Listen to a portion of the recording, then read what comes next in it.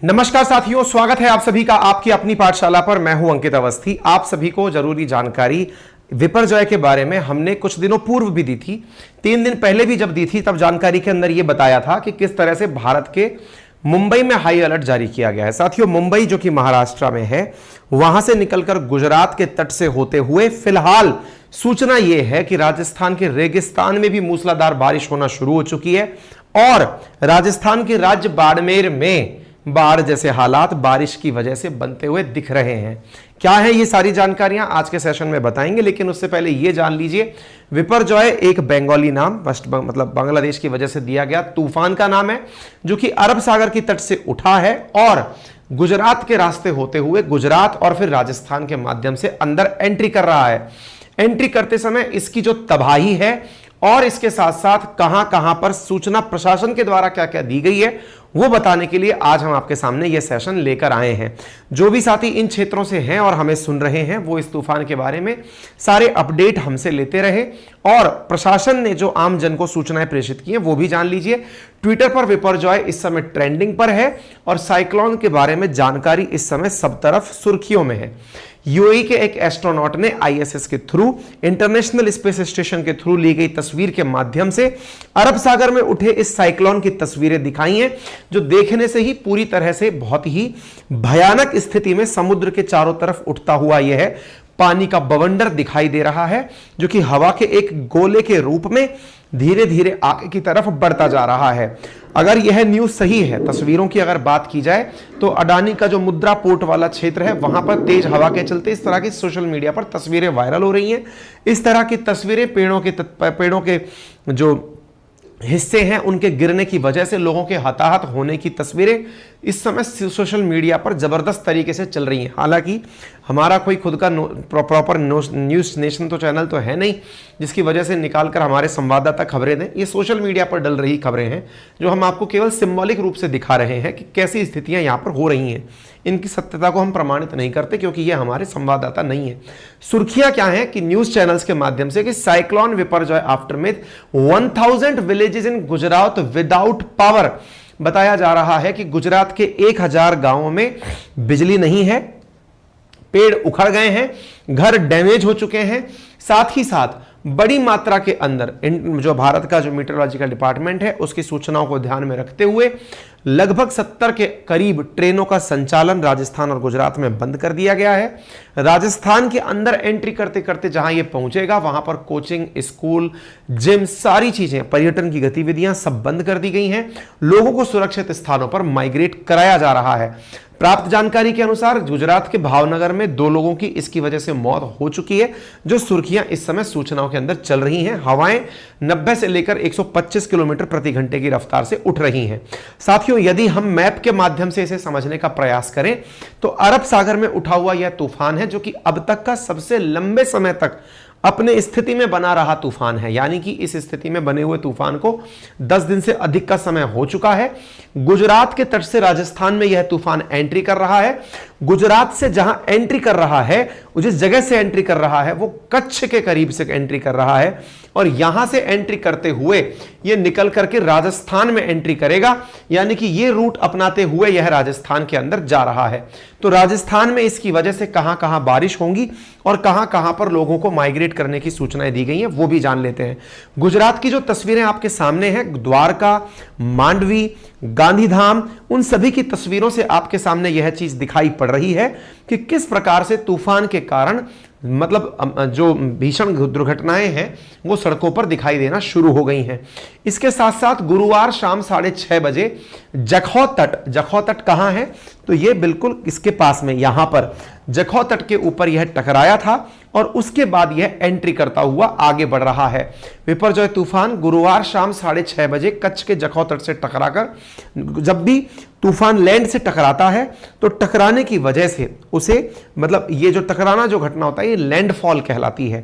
तूफान के अंदर होता क्या है, जैसे अपन तूफान के अंदर इन जनरल सामान्य दिनों के अंदर अगर कभी हवा का आपने भभूला उठता हुआ देखा हो, बवंडर उठता हुआ देखा हो, तो उसमें एक खुले स्थान के चारों तरफ चक्कर लगाती हुई तीव्र हवाएं दिखाई देती हैं।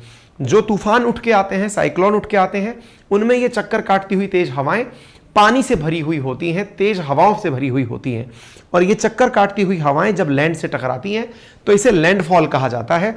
और इसकी वजह से गुजरात के कच्छ, द्वारका, पोरबंदर, जामनगर, राजकोट, जूनागढ़, गांधीधाम, मोरबी, इन तटीय इलाकों में तेज हवा और बारिश हो रही है। गुजरात की तबाही और इसका आकलन के बारे में अगर जानकारी दी जाए तो आप इससे अंदाजा लगा लीजिए कि 944 गांवों के अंदर गुजरात में बिजली जा चुकी है।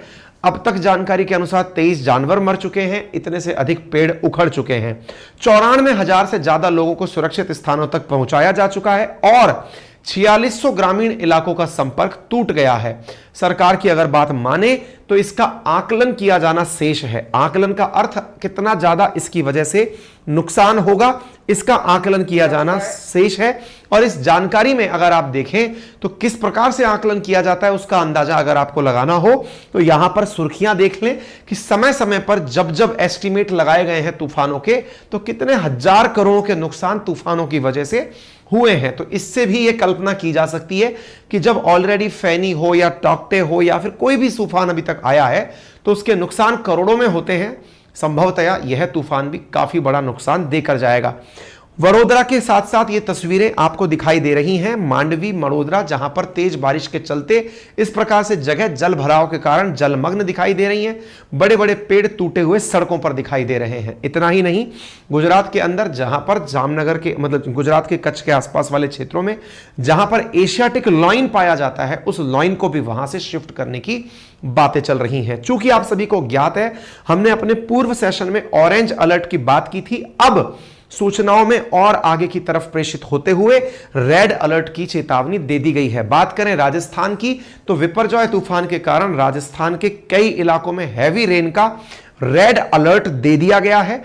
राजस्थान सरकार के द्वारा जनता को सूचित किया जा रहा है। साथियों, आप देख सकते हैं किस प्रकार से अरब सागर के जखौ पोर्ट के माध्यम से भुज के रास्ते होते हुए यह तूफान अंदर जा रहा है। राजस्थान के बड़े शहर जोधपुर तक इसकी रीच अभी एक्सपेक्ट की जा रही है। 16 और 17 तारीख के मध्य में जोधपुर के आसपास के क्षेत्रों में, बाड़मेर, जैसलमेर, इन क्षेत्रों के अंदर बड़ी मात्रा में इसकी वजह से तूफान एक्सपेक्ट किया जा रहा है। यानी कि ये इस रास्ते से होते हुए बाड़मेर, जोधपुर के रास्ते अंदर एंट्री कर रहा है।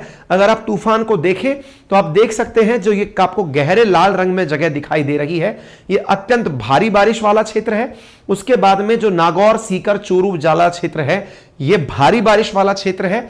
और श्रीगंगानगर, हनुमानगढ़ या भरतपुर, कोटा, इन क्षेत्रों में बारिश की वजह से कोई प्रभाव नहीं पड़ेगा, ऐसा अनुमान लगाया जा रहा है अकॉर्डिंग टू IMD, जिसके चलते हुए राजस्थान के मुख्यमंत्री के द्वारा 16 और 17 यानी आज और कल के दिन राज्य के लोगों से मतलब चेतावनी, अपील जारी करते हुए मतलब सतर्क रहने के लिए कहा गया है। और कहा गया है कि अति प्रचंड तूफान जो विपर्जॉय है वो राजस्थान में एंट्री कर रहा है, इसलिए आप सबको सूचित किया जाता है। राज्य सरकार के द्वारा बताया गया है कि तेज हवा, बारिश और बिजली चमकने की घटनाएं हो सकती हैं।